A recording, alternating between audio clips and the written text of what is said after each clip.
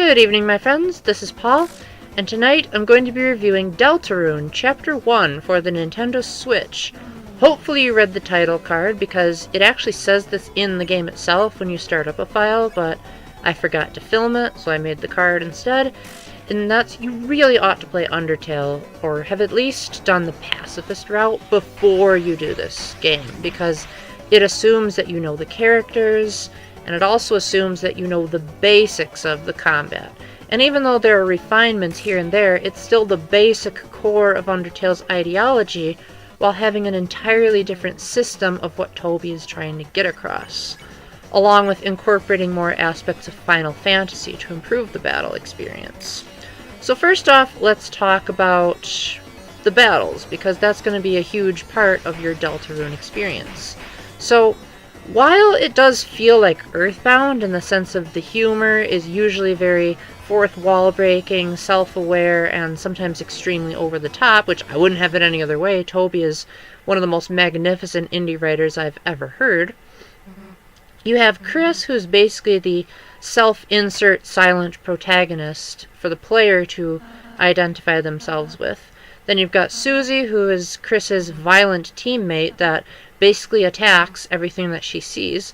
And then you've got Ralsei, the Dark Prince, who is making fun of the Dark Mage class in the original Final Fantasy, and he's basically the nice guy of the game. He never uses profanity, and he always wants you to do the peaceful solution. So basically, you've got one party member telling you that you should kill everyone, and you've got another telling you that you should kill no one. So two conflicting views on two of the party members you have that actually speak. That's going to mess with your mind for a bit. However, most players are going to be pretty determined to do one route or the other. Either warn enemies about Susie so that she won't auto-attack them, or just choose to fight on your own and then do a little timing minigame to maximize the damage you're going to do. However, the game pretty early on outright says to your face, your choices don't matter. And the game goes out of its way to tell you that even though you do have choices to make, the choices aren't really going to make a difference in the long run. This isn't one of those make-your-own-adventure types of games. And very different to Undertale, you really don't get any consequences or rewards for doing things a particular way. If you follow Ralsei's advice and decide to spare everyone, it'll change the dialogue, and the build-up to the ending will be slightly longer. But if you go Susie's way, the dialogue will change and the battles will go a bit faster, but overall you get the same ending. So ultimately, while you may get various dialogue changes, really the only times your choices even remotely matter are when you're choosing whether or not to read the tutorials. When Ralsei asks you if you want to hear the ancient prophecy, you can choose to skip it, and you can also skip an entire section of the game that teaches you the game's systems. But other than that, you can choose to be mean or you can choose to be nice, and even though the dialogue will change, the route won't. Don't be expecting to get a radically different experience or a new boss just because you decided to do genocide. Now, this could change as the game furthers in development. This is only Chapter 1, and I guess you could technically say it's a demo. But for the time being, this has both a pro and a con, in my opinion. Now, this is probably going to be only a short opinion, because once I play the rest of the game, I may very well change my mind. But for now, I feel like Toby gives the player a lot of freedom to be the way that they want. But on the other hand, the game's not going to go out of its way to thank you for it, because this game is ridiculously linear. It's also much shorter and much easier than Undertale. So no matter what path you're going to take, I bet it was Toby's intention that the enjoyment factor is going to be just as good no matter what you do. And this game is enjoyable, don't get me wrong. Normally, I don't really like non-linear games. I like games that give me an option, like, do I want to tackle this area or this area first? Whereas Deltarune is very much a get from point A to point B. In fact, Undertale had so many secrets and Easter eggs that while Deltarune sort of has that during the ending sequence, when you're actually getting there, the only really optional stuff you have are the tutorial area, and there's a secret boss, who, by the way, you can actually fight in pacifist mode. if you want to. So for players that are like, well, I really liked seeing the Sans battle, but I didn't want to have to go through the entire genocide route to do it, well, this guy may actually give Sans a run for his money. But it is very hard to unlock the boss fight, so if you're looking for a challenge in Deltarune, that's pretty much the only place you're going to get it. In fact, in my playthrough, that was the only time I got a game over. Even the final boss was a cakewalk compared to the secret guy. Now, I would highly recommend that you do the secret boss in pacifist mode, because if you do full-on genocide, you can kill him in pretty much one hit, and that's not cool. I think a lot of us expect a really good fight. Now, in the actual overworld... Oh wait, sorry. I gotta talk about TP first. Almost forgot about that in previous takes of mine. So, one of the best additions to the combat system in Deltarune is the addition of tension points. That's basically the meter that appears on the left side of the screen. If you get close enough to the enemy bullet hell type of attacks, then your heart will have a white outline around it. And that outline gives you TP, which allow you to do various abilities depending on which party member you're controlling.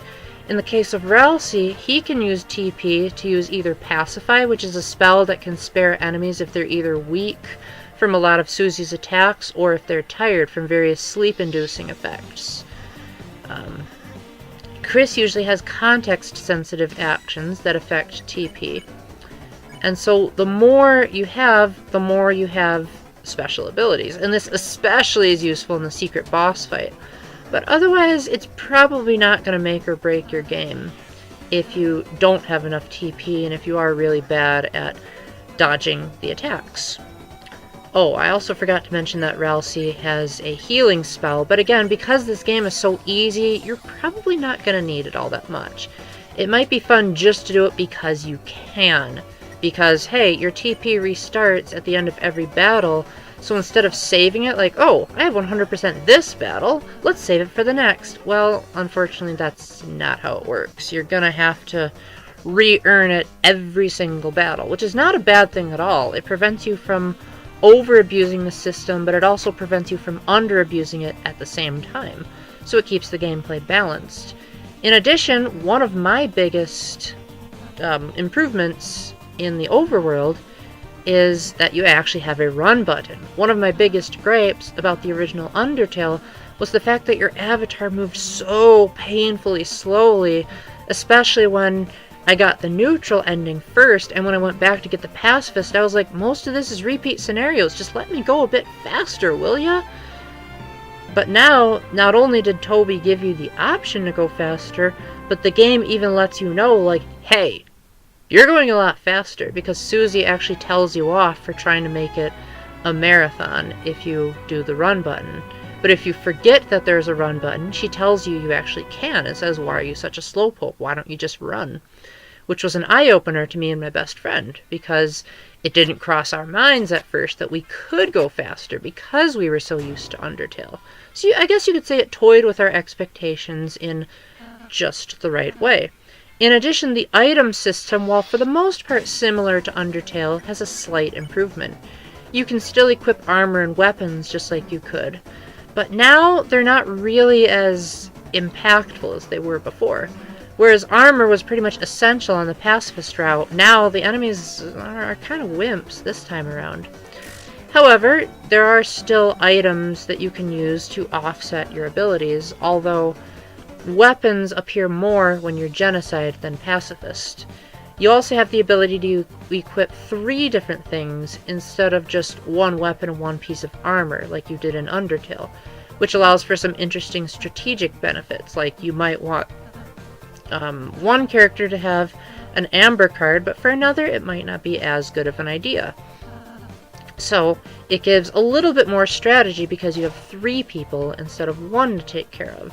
Now, this can also cause a problem if you go too quickly for the battles, but thankfully if you're a slowpoke like my best friend, this shouldn't be an issue.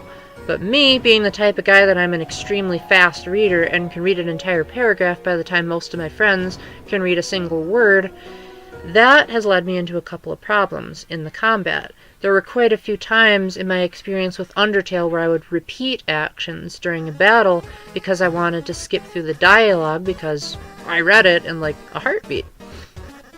So, as a result, you have to be willing to actually read through things and not be rapidly button mashing all the time if you're going to get maximum enjoyment. Overall, Deltarune is not as much of an emotionally oomph-ful experience as Undertale was, but on the other hand, that might not necessarily be the point, because this is technically an incomplete game. I guess you could say this is basically a prelude to a greater story, and this may not be indicative of the rest of the game. So take this with a grain of salt, if you will. However, my job here is to review this as a standalone chapter. Now, this first chapter is actually free, so I don't really see the point in you missing out on this. And in fact, Toby Fox even calls out people that are hesitant. If you go on the eShop description, it says, well, I mean, if you don't like it, you can at least try it because it's free. So he's basically poking fun of people that are like, well, I don't know about the price, and yes, I am one of those people, so he's making fun of me. But it's like, you really should try this out because it's free, and if you don't end up liking it, you didn't waste any money, and you can always just delete it from your Switch memory system. But if you liked Undertale, I think you'll love Deltarune, just in a different way. You have to be willing to appreciate the fact that the game is trying to tell a more not so in-your-face, you gotta play the game this way or else, giving you more freedom, more linearity, and also a hard boss that doesn't require you to go full-on genocide.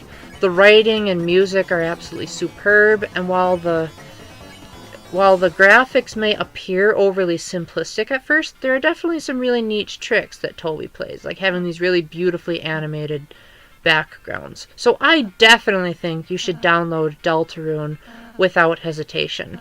Especially because once you see that ending, of which, may I remind you, there is only one, it really makes you be like, whoa, what's gonna happen next? And near the end and beginning of the game, there's also a lot of Undertale fan service. You get to meet pretty much all of the original cast and see like, ooh, I wonder what they'd be like in a different universe. So there's also quite a lot of fan service. So overall, fans of Undertale are absolutely gonna adore this game. People who haven't played Undertale, I really suggest you wait.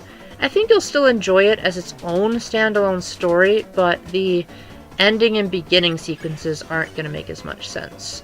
So with that, thank you very much for watching. Please leave something in the comments section if there's anything I missed or if you want me to explain further. And until the next time, keep the faith, stay epic, God bless.